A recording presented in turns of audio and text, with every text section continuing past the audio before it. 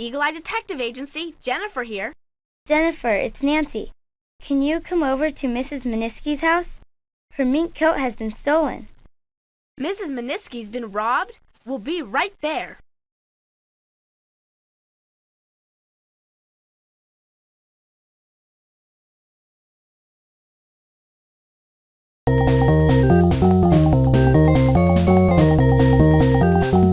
Mrs. Meniski is our next-door neighbor. I hope we can get her mink back for her. I'm so upset. I've been out of town for a few days and was planning to return late tonight. I got a little tired, so I came home early instead, and my mink coat was gone. I always left it on the coat rack in the front hall, but as you can see, it just isn't there. Could a burglar have broken in while I was gone? Oh, I hate to think of it. Melinda Juice was kind enough to feed my cats while I was away. Fluffy and Puffy just hate being all alone when I'm gone, so I left her my key under the mat. Perhaps she noticed if any strangers were lurking about. You know, I never really wear the coat anymore because I read about how they raise the minks in cages. I don't approve of cruelty to animals, but it is worth a lot of money, and oh, the memories. I do want it back. Willie Barr and Mike Walker were playing baseball in the yard under the treehouse yesterday. I saw Mike climb the fence into Mrs. Meniski's yard at one point, but I didn't notice when he came back.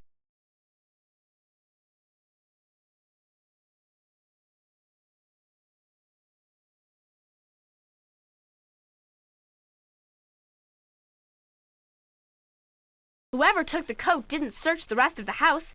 This jewelry is valuable. That jewelry box was the first place I looked after I saw the coat was missing. I was so relieved to find my diamond ring. It was my grandmother's.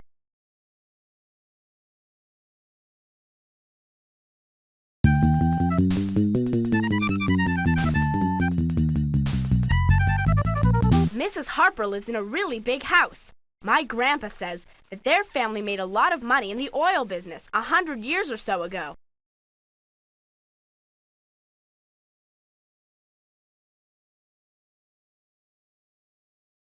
Poor Mrs. Meniski. I'd just die if anything ever happened to my mink. It's full length and I'm very proud of it. Why, Melinda Juice positively drools every time she sees it. She's forever asking me to let her try it on. She just loves fur. But she's never owned a lovely fur coat like mine or Mrs. Meniski's. Those coats are awfully expensive. Of course I'd never let Melinda borrow it. She's a dear, but she's so clumsy. Every time she comes over for tea, she manages to spill something.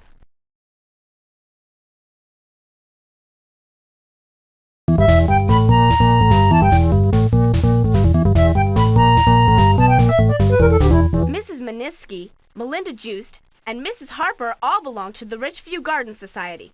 Perhaps if we talk to the people here, we'll learn something.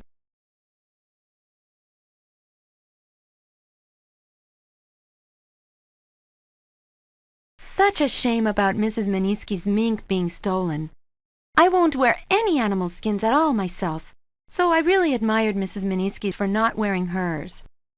People of her generation weren't as aware about animal rights as we are now, like Linda Harper. Why, she didn't even take off her mink coat when she helped me set up the flower display yesterday, and it took all day. On my way to pick up Mrs. Harper yesterday, I passed Mrs. Meniski's house. Melinda Juice was there, getting the key from under the mat. She was carrying a big ice cream cone. I keep telling her that sugar-filled products like that are fattening, but she's got a real sweet tooth.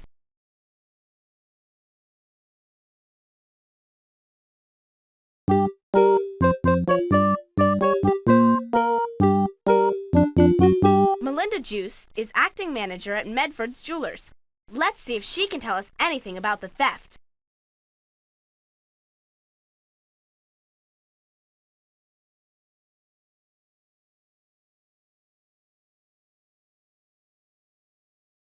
Mrs. Meniski is back in town already? I know the mink coat that you're talking about, but I didn't notice whether or not it was there this week. Mrs. Meniski left the key for me under the mat so I could get in and feed Fluffy and Puffy, her Siamese cats. We made the arrangements when we were having tea with Linda Harper and Sylvia Torres of the Garden Society. Mrs. Meniski told me she would leave a key under the mat, and it was right there when I stopped by.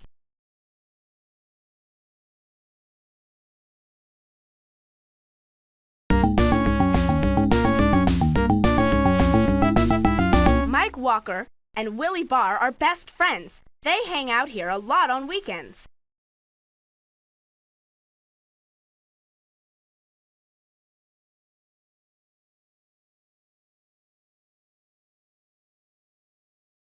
Sure, Mike went into Miss Meniski's yard yesterday, but only to get our ball back.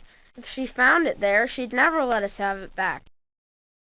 I climbed a tree to check out where the ball went, so I could see him the whole time. He didn't go into her house. No way. I only climbed into Miss Meniski's yard to get my baseball. We were playing ball under the treehouse, and I accidentally hit one over the fence. Miss Meniski gets real mad if she finds us playing in her yard. She has those expensive flowers, I guess. So I got out of there fast. Almost got snagged, too.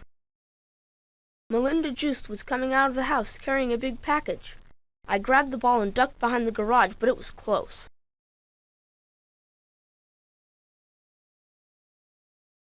I think we figured out what happened to Mrs. Meniski's mink. Pick the 5 most important clues that show who you think has the missing mink.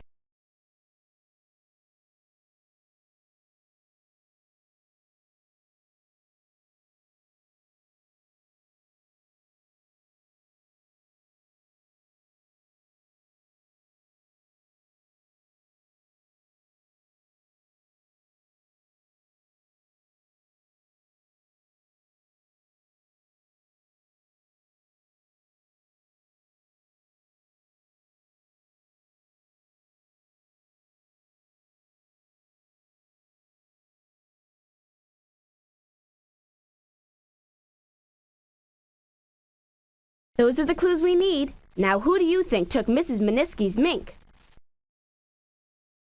You're right. Melinda Joost is responsible for the missing mink. Let's check the evidence. Mrs. Meniski told us that she left the key under her mat for Melinda Joost so she could come over and feed her cats while Mrs. Meniski was out of town. Sylvia Torres told us that when she drove by Mrs. Meniski's house yesterday, she saw Melinda Joost stopping in to feed the cats. She said Ms. Joost was carrying an ice cream cone.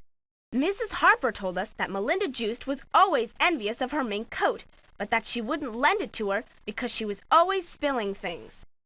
Mike Walker told us that when he went into Mrs. Meniski's yard to get his ball, he saw Melinda Joost leaving with a big package. We found a stain on the carpet under the coat rack that used to hold the mink. It looked like ice cream or some other sticky substance had been spilled there.